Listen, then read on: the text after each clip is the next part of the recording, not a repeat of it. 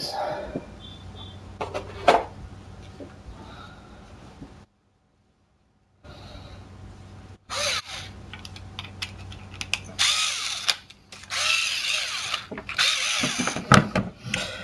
This is the worst screw.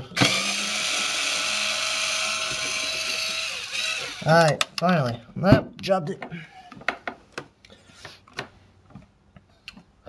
This is what it looks like. You can't really see. I'm using my PS3, you know, I create software, my PS3 Slim. Alright, once you get that screw out, you want to slide it to the, what was it? Slide it to the left, gently lift out.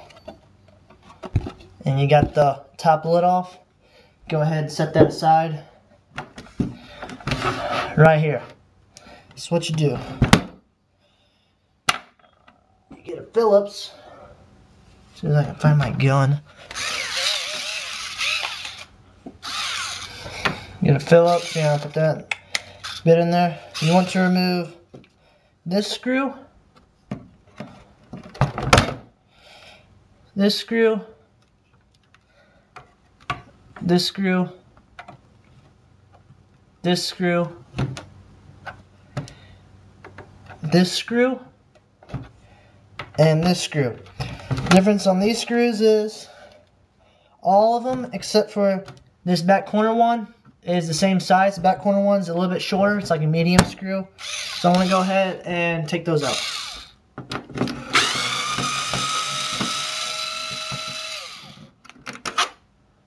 That's what all of them except for one is going to look like. That's how big they are. Set those aside.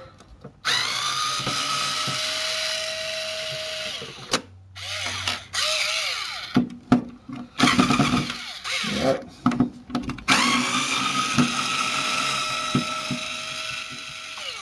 Just gonna loosen them all. There's also one right here. This is the small one. This is the normal size.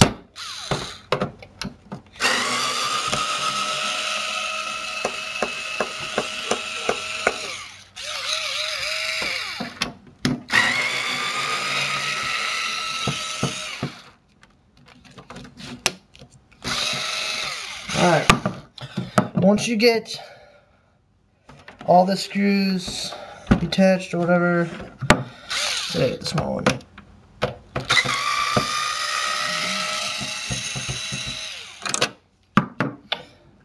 And this is the smallest one compared to these size.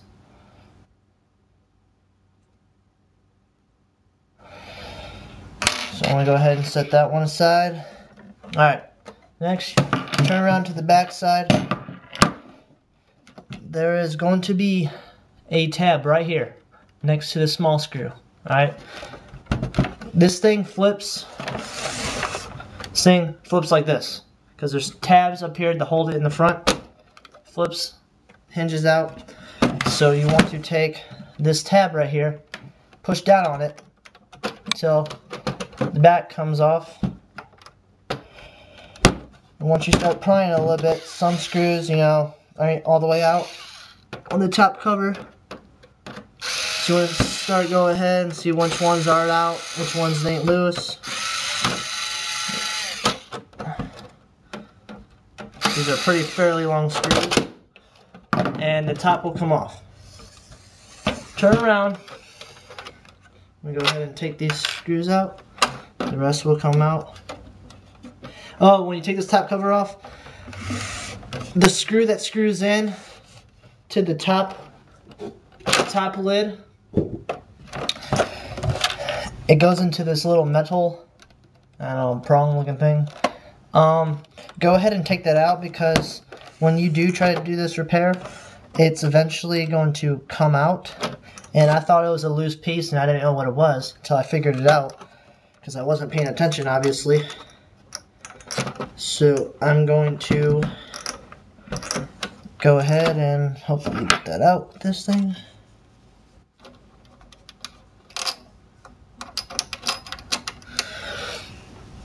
It's right there. I want to go ahead and set that aside, put it in later. So now I have to re-pry this thing out because it got... There we go. Alright.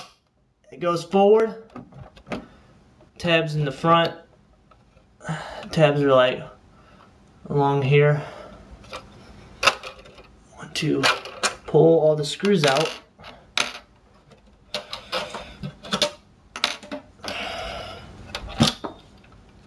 Alright, and then you got your top lid. Set that aside along with your top lid. And by this one, since this one has never been opened, there's a lot of dust buildup because this house, you know, not the cleanest in the world, but you know, everybody's is gonna get dirty at some point in time. But you know, there's a lot of dust. So what I got here. Oh yeah, and you're also going to need alcohol to rub off with either Q-tips or cotton balls to rub off all the old thermal paste on top of the chips, which I'll show you that, but I also got the Q-tips to also, you know, clean them. The first thing we're going to take apart, see all the dust buildup. That's why I also got some towels too. Oh yeah!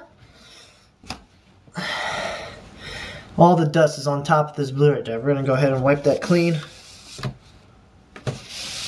My friend's cousin, he probably has a game in here, so I'm just going to leave that in there, you know, if we have a successful repair and see if there's a game in there. I'm pretty sure he has, because when he was playing the game, he said it then shut off. Tried to turn it back on, and it showed the yellow light.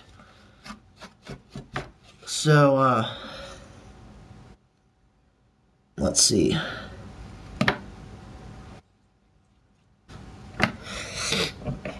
Okay.